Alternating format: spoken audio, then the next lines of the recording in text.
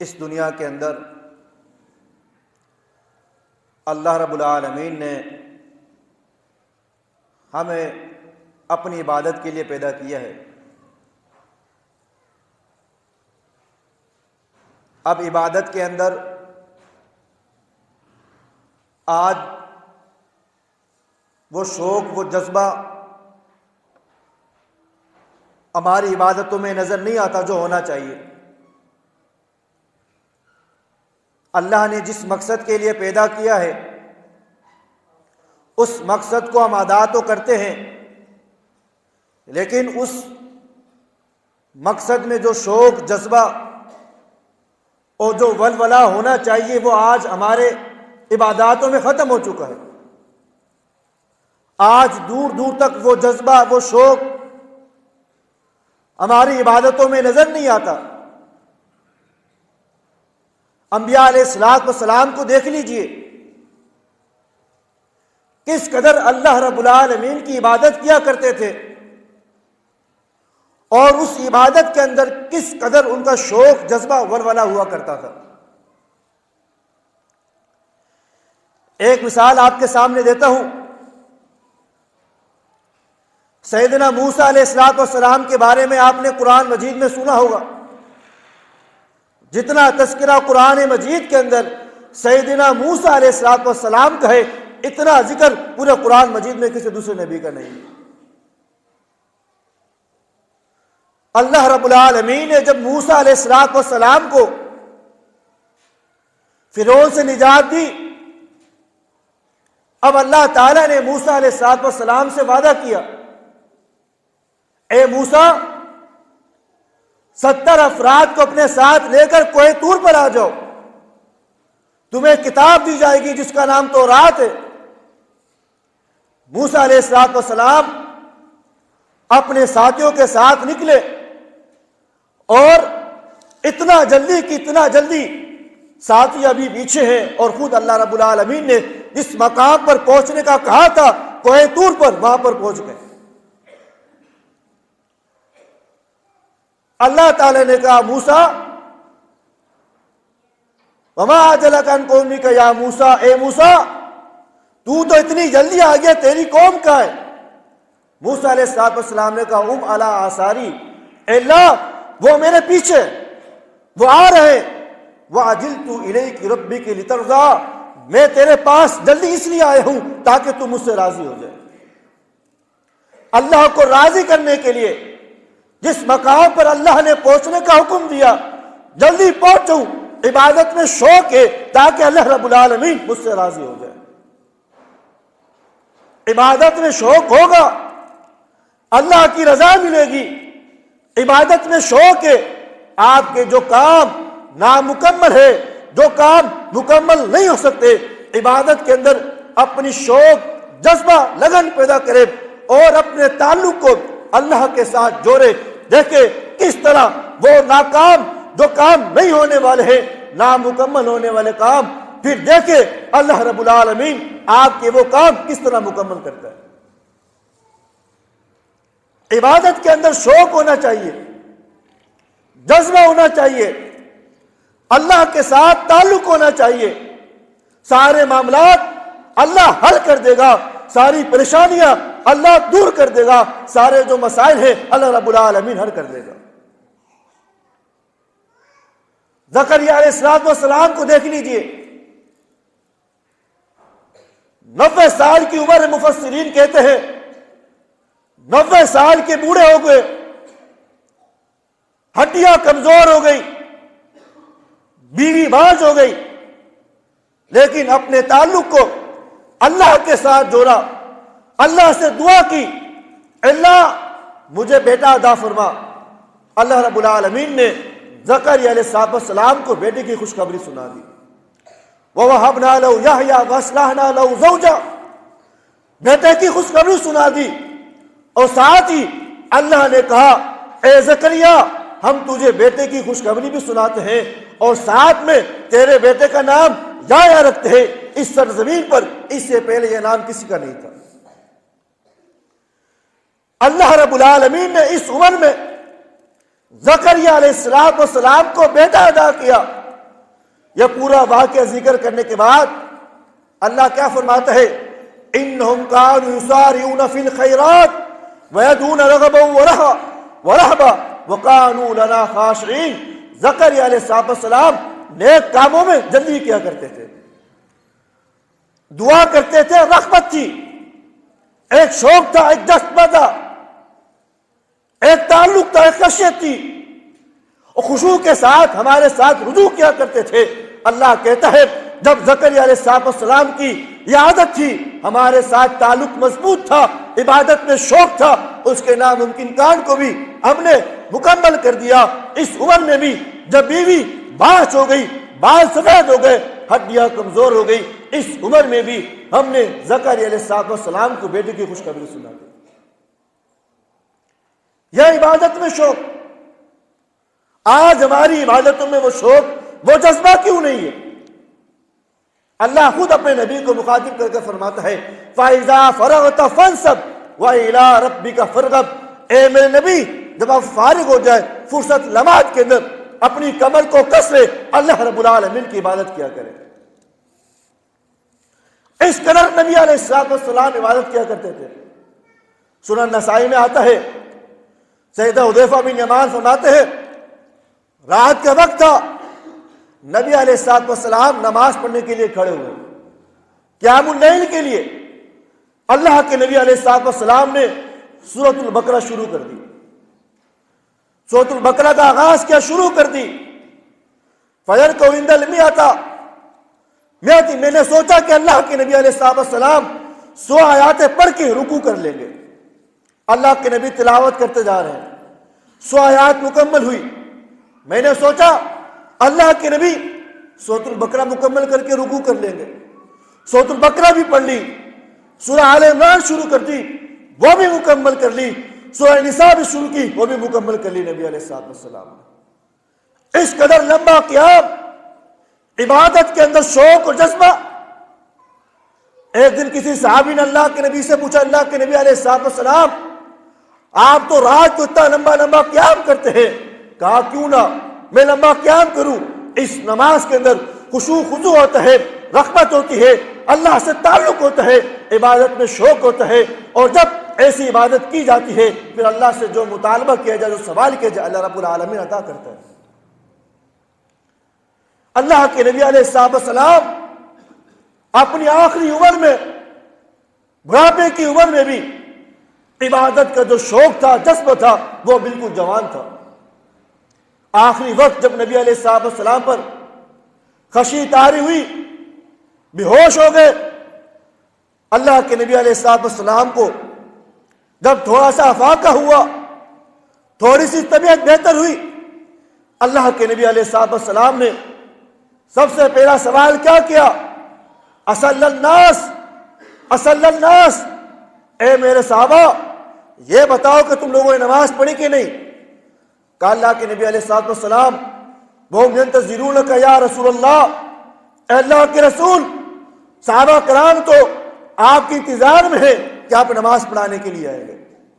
اللہ کے نبی علیہ السلام نے اٹھنے کی کوشش کی، خشی طاری ہو گئی، بے ہوش ہو گئے، گر گئے، دوبارہ ہوش آیا، پھر یہی سوال کیا، پھر یہی کیفیت ہوئی، پھر بھی ہوش ہو گئے، پھر ہوش آیا۔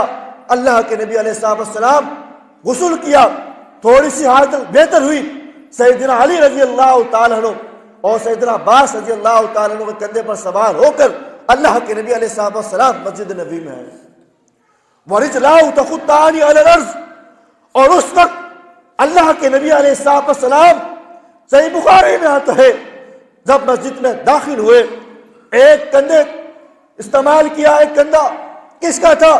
سیدنا علی رضی اللہ تعالیٰ عنہ کا، دوسرا کندھا سیدنا عباس رضی اللہ تعالیٰ عنہ کا تھا۔ اللہ کے نبی سوا ایسے کندھے پر ہاتھ رکھ کے آ رہے تھے، وَرِجْلَاهُ تَخُطَّانِ عَلَى الْأَرْضِ، اور اللہ کے نبی کے پاؤں زمین سے لگ رہے تھے، گھسٹتے جا رہے تھے۔ یہ کیفیت تھی نبی علیہ السلام کی، عبادت میں شوق تھا۔ آج ہماری عبادت میں وہ شوق نظر نہیں آتا۔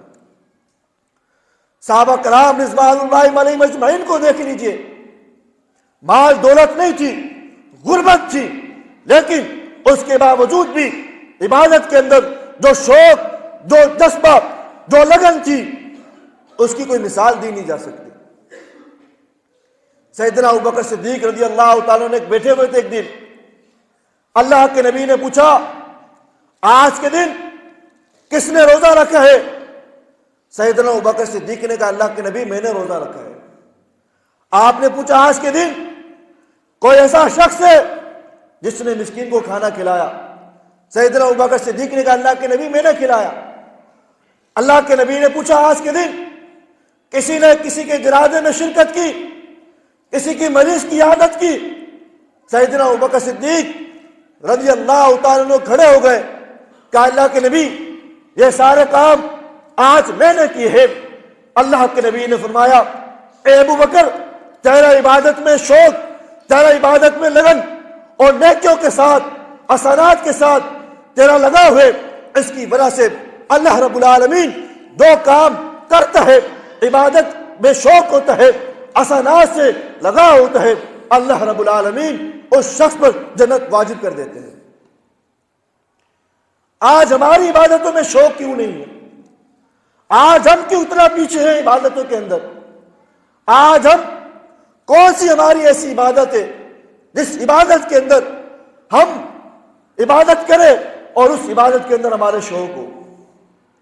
سیدنا عمر فاروق رضی اللہ تعالیٰ عنہ جب امیر المؤمنین مسلمانوں کے خلیفہ تھے، اس وقت جب فجر کی نماز پڑھانے کے لیے گھر سے نکلے، جب مسجد نبی میں داخل ہوئے منبر پر نماز پڑھانے کے لیے، جب مصلی پر پہنچے تو ابو لولو مجوسی ملعون نے سیدنا عمر فاروق رضی اللہ تعالیٰ عنہ پر وار کیے خنجر سے اور سیدنا عمر رضی اللہ تعالیٰ عنہ کو زخمی کر دیا۔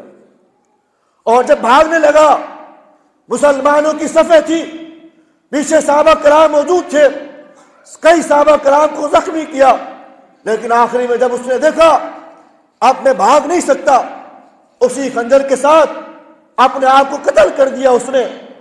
جب سیدنا عمر رضی اللہ تعالیٰ عنہ کو خنجر مارے، وہ گر پڑے، اس وقت عبد الرحمن بن عوف کا ہاتھ پکڑ کر ان کو مصلی پر کھڑا کر دیا۔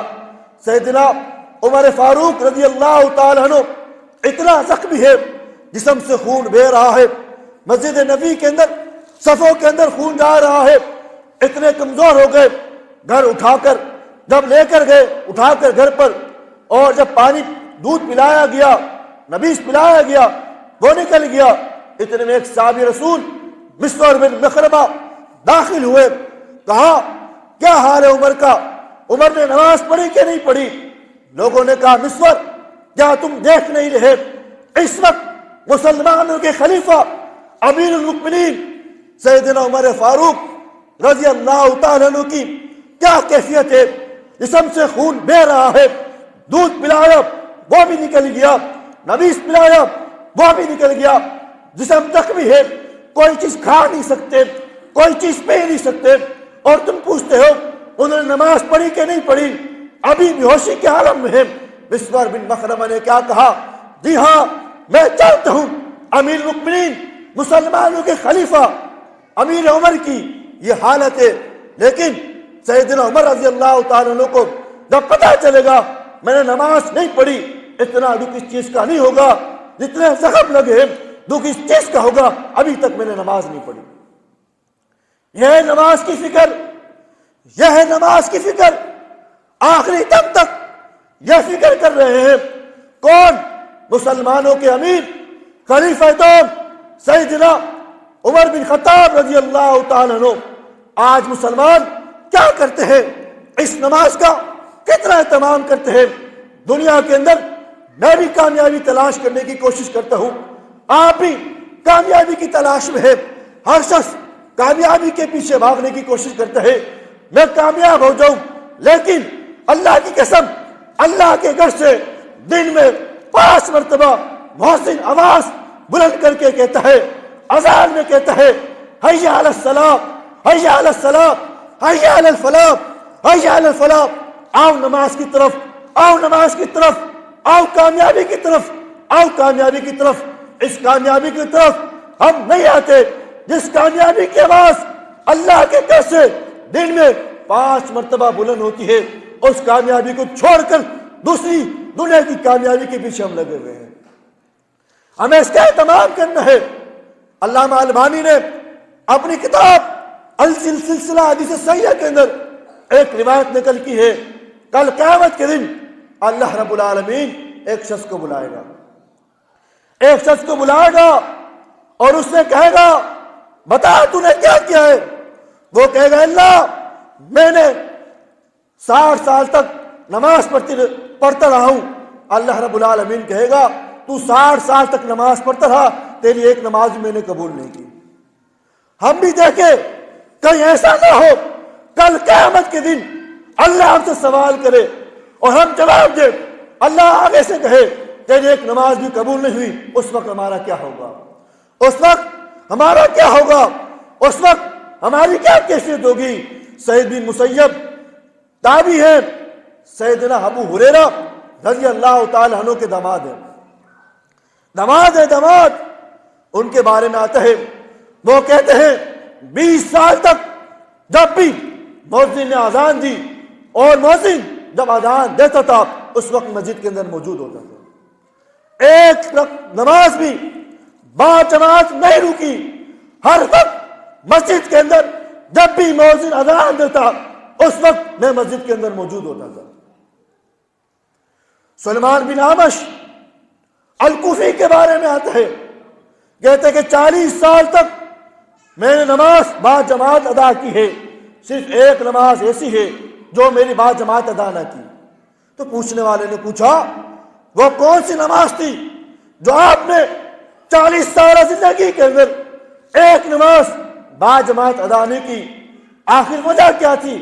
انہوں نے بتایا وہ نماز تھی جس دن میری والدہ فوت ہو گئی تھی، ان کے کفن دفن کے انتظام میں لگا ہوا تھا، ایک صرف وہ رکعت میں وہ جماعت میری با جماعت رہ گئی تھی نماز، باقی اس کے علاوہ 40 سال ہو گئے ہر نماز میں نے با جماعت ادا کی۔ آج میں ذرا اپنے آپ سے پوچھوں، آپ اپنے آپ سے پوچھیں اپنے گریبان میں جا کے کتنی نماز ایسی ہے اذان سنتے ہیں، اب اذان کی آواز گھر میں آتی ہے، کتنے لوگ ایسے ہیں جو اپنے گھروں سے اٹھ کر اپنے کاروبار کو چھوڑ کر اپنی دکان کو چھوڑ کر اللہ کے گھر میں نماز با جماعت پڑھنے کے لیے آتے ہیں، کتنے لوگ ایسے ہیں۔ آج ہم جو پیچھے ہیں ہماری ناکامی کی وجہ یہی ہے کہ ہماری نماز کے اندر خشوع خضوع ختم ہو گئی ہے، نماز میں نہیں بلکہ ہر عبادت کے اندر جو جذبہ ہونا چاہیے تھا، جو شوق ہونا چاہیے تھا، آج ہماری عبادتوں میں وہ ختم ہو گیا ہے۔ آج وہ شوق وہ جذبہ ہماری عبادتوں میں نظر نہیں آتا۔ صحابہ کرام تو ایک دن کو ایک وقت کو جب بھی موقع ملتا غنیمت سمجھتے ہوئے اس وقت سے فائدہ اٹھاتے تاکہ اس موقع پر یہ کام کر لے تاکہ آخرت اچھی ہو جائے۔